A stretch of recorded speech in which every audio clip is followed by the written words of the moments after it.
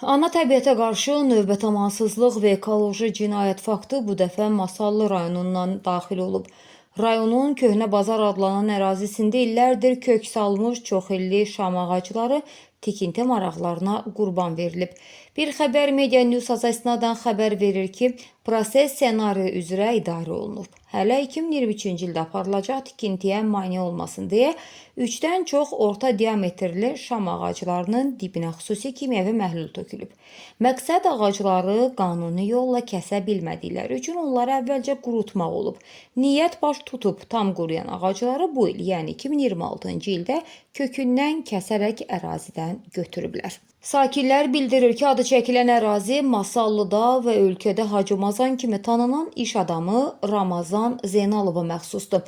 Ən dəhşətlisi isə odur ki, bu ağacların kəsilməsi üçün aidiyyatı dövlət qurumlarından heç bir rəsmi icazə rəyə alınmayıb.